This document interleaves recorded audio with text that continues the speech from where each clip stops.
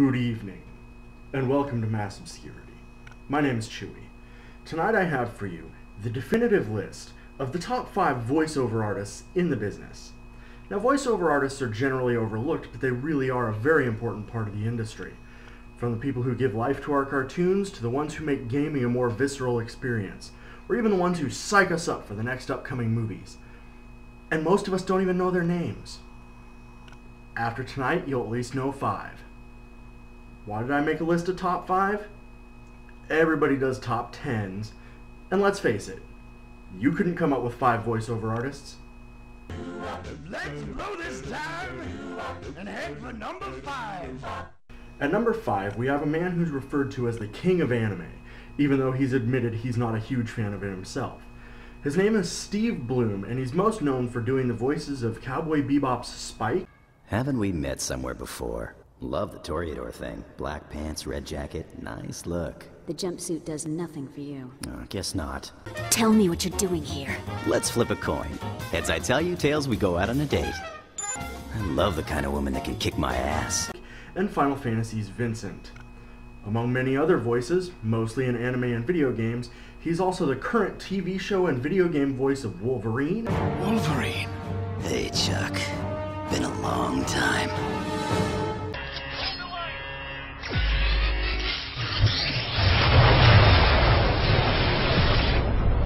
That hurt. But it worked. No pain, no gain, my boy. I ain't your boy, Stark. And has also lent his talent to Dragon Age Origins as Oghren the Dwarf.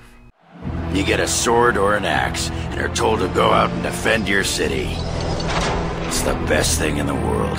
That is until you try to live in the city you saved. They train you to kill, teach you to harness your rage at the first noise you hear, then try to set 100 sodding rules about it. Name's Oghren. And if you've ever heard of me before, it's probably all been about how I piss ale, and that's mostly true. This human walks into a tavern.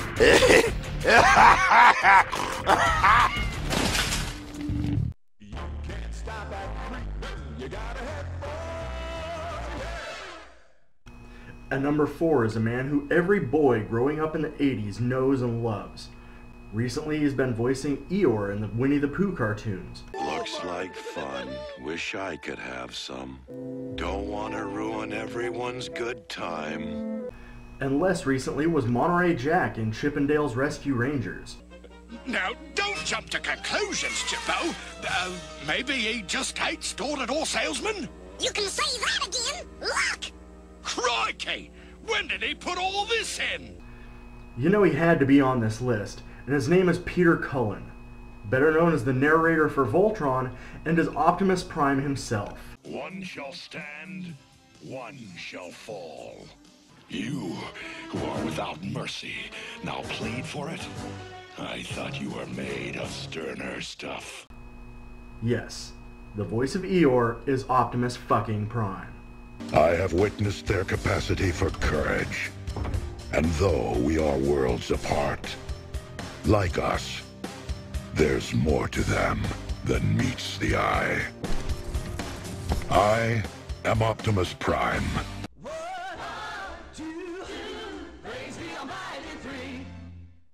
If you had to sum up the Disney company with one man's voice, that voice would belong to the man on our number 3 spot. Jim Cummings has done so many great voices, most notably Pete. Huh? What are you talking about? Pooh. I'm going to cheer you up. And Tigger, too. Eeyore, the party's for you. What's a pin a tail on a donkey party without a donkey? He can change his voice to sound like other actors as well, as seen when he finishes Scar's song Be Prepared after Jeremy Irons couldn't sing after the line, "You won't get a sniff without me." But it's okay because Mr. Cummings was already voicing Ed the Hyena in the same movie anyway. He was also the singing voice of Rasputin in Anastasia, and he did so well at imitating Christopher Lloyd's voice, he even fooled the Nostalgia Critic. Come on, Nostalgia Critic, do your homework. Jim Cummings was also the voice of Taz, Dr. Robotnik. Before this day is done, you and the Power Rings will be right in the palm of my hand. and Darkwing Duck. I am the terror that flaps in the night. I am the jailer who throws away the key. I am feeling really stupid. Boy, I hate it when I'm early. Among many others. Hello, I'm Psychro, Scourge of the Spaceways. I'd like to take a moment to talk to you about a very serious problem. The illness known as superheroism.